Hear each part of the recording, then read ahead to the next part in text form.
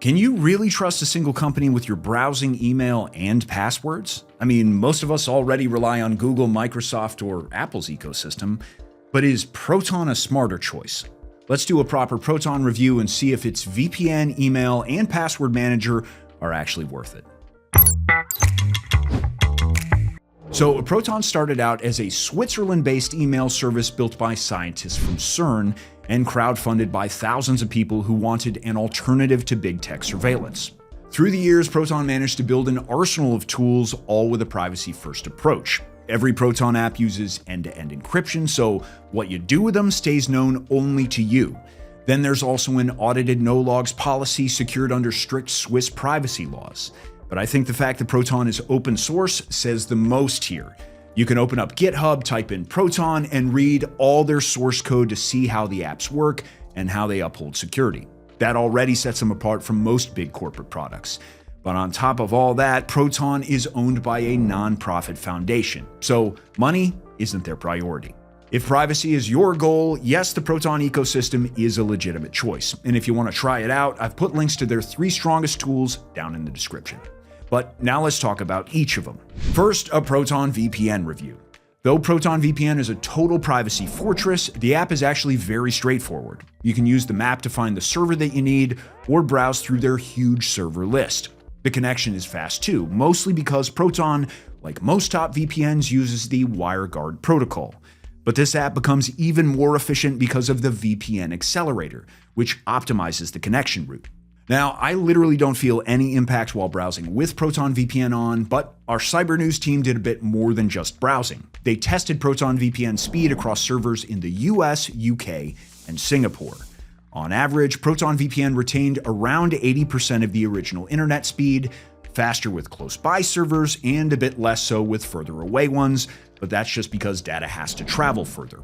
This makes for smooth streaming too. In general, Proton VPN is really good at that and at opening foreign libraries mostly on the first try. I say mostly because I do need to troubleshoot it sometimes, but mostly just clearing my browser cache and switching to another server works just fine. However, the use case that most people recommend Proton VPN for is torrenting. It has P2P and port forwarding, which by the way would be a potential security issue, but Proton routes every connection through a firewall, completely eliminating the usual risk. So it's a great solution for faster torrenting. Of course, there are also some extra Proton privacy features in the VPN too, like Secure Core that routes the connection through 2 servers for an extra privacy bump. And if you want to see less ads as you browse, turn on the Net Shield feature. It'll block all types of ads, trackers, and malicious sites. What's pretty cool is that Proton doesn't put any of their features behind additional paywalls, and you can have the service running on up to 10 devices at the same time. So when picking a plan, you only need to choose how long you want the VPN for. Also, if you want to save some money on that, grab a VPN discount through this QR code or use the link in the description. It'll automatically apply their latest deal. Now let's talk about Proton Pass. It's been around for 3 years, but it saw the most improvement over the last year when it became one of my top password manager picks.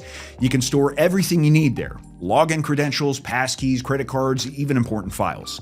The vault is designed to be intuitive so you won't get lost. Autofill works smoothly too, you just need the browser extension for it to work on PCs.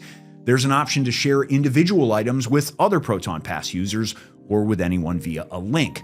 And if you get the family plan, you can create a whole shared vault. That's the main difference between individual and family plans. With the latter, you get 6 Pass Plus accounts, all with separate vaults, plus an admin panel for your designated family forgotten password restorer. The family plan makes the most sense financially, even if you only get it for 2 people, but the individual plan is very affordable too, especially when you apply a discount code like the one in the description. Anyway, another nice Proton password manager feature is the password health checker, which flags old, weak, and reused passwords.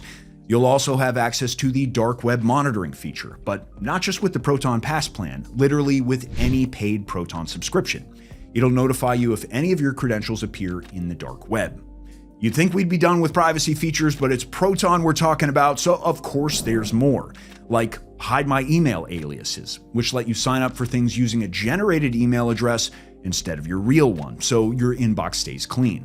Proton even gives you a custom domain, additional mailboxes for the aliases, and an option to initiate emails from them. Which brings us to their email service. By now, you can probably guess that my Proton Mail review is pretty positive too, especially since it's the company's longest running and most polished tool. If you're expecting obvious differences between Proton Mail versus Gmail, surprisingly, you won't immediately see that many at first. Proton Mail uses a very similar layout, so it's really easy to switch. It allows importing emails from Gmail too. Just be wary of the 15 gigabyte storage limit.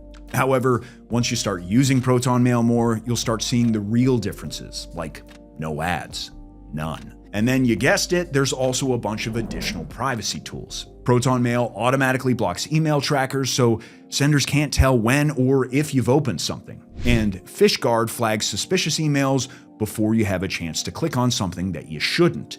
By the way, you don't just get one new email address, you get up to 10 of them, plus a custom domain option. Of course, unlike Gmail, Proton Mail requires a subscription for all the benefits. But again, the price is very wallet-friendly, especially if you use the link to apply a discount. With our discount, you can try Proton for just $1 per month. Just be aware that it does go up in price after that. There is a free version available too, but the 500 megabytes of included storage is super limited. I wasn't even able to fit my imported emails in that size, let alone leave room for future ones. And you'll get a very limited feature set too. But it's a valid option to see if you like the UI before committing.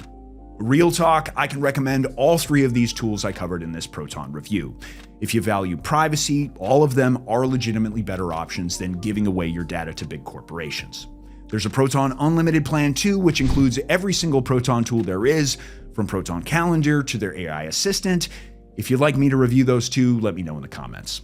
So that's my Proton review. Don't forget to grab a discount to whichever Proton tool you decide to try out, and I'd love to see your first impressions in the comments. Thanks, and see you soon.